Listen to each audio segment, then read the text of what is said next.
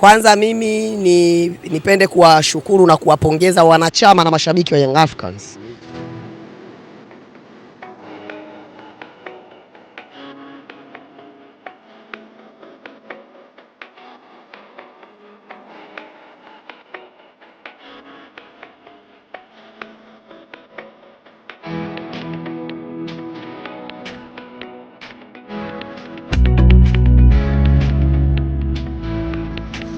Na viongozi wa Young Africans na cabinet yote kwa ujumla inayosimamiwa na Engineer Hersi na cabinet ya idara ya habari ya Young Africans inafanya kazi kwa weledi, kwa sababu unapoitaja Young Africans unataja timu ya wananchi. Kwa wana kila sababu ya kuiparangania timu yao. Ndiyo maana kamati ya masaa 72 imetumia masaa 72 kuwapiga Young Africans faini ya milioni 31 ukijumlisha pamoja na ya manager. Lakini wanachama na mashabiki na wadau wa Young Africans wametumia masaa 8 mpaka masaa 10 kuhakikisha milioni 31 inapatikana. Hicho ndo kitu ambacho kinawauma watu wengi. Kupigwa faini so shida. Shida ni kanuni ipi iliyotumika kuwapiga Young Africans milioni 30, ili hali kanuni inasema ukiwa na makosa hayo ya kuto kutumia chumba cha kubadilishia nguo, faini ni milioni 5 mpaka milioni 10.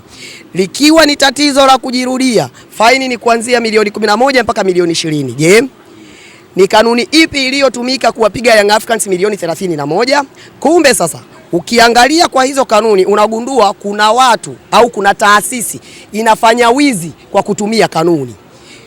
Nikisema wanafanya wizi kwa kutumia kanuni kwa sababu pesa waliompiga Young Africans haipo kikanuni, na hizo kanuni zimepitishwa na wao wenyewe pamoja na virabu, kwa maana ya viongozi wa virabu vyote 16. Kwa hiyo nikitaka kuuliza, Simba kwenye mechi ya kwanza pale Zanzibar alipitia mlango ambao sio rasmi, alivalia nguo kwenye vyumba vya waandishi wa habari na alibomoa na milango ile ya vioo ya uwanja wa Amani Complex, lakini faini yake tuliona alipigwa milioni 5. Wao ni kanuni ipi iliyotumika kumpiga Simba milioni 5 kwenye mechi ya kwanza ya pale Zanzibar, ambayo ni tofauti kabisa na kanuni iliyotumika kuwapiga Young Africans milioni 30? Ili hali kanuni inasema ukiwa na hilo tatizo la kutokuamini vyumba unapigwa milioni 5 mpaka milioni 10. Likiwa ni tatizo la kujirudia unapigwa milioni 11 mpaka milioni 20. Hii milioni 30 imetoka wapi? Tunahitaji kujua. Na swala lingine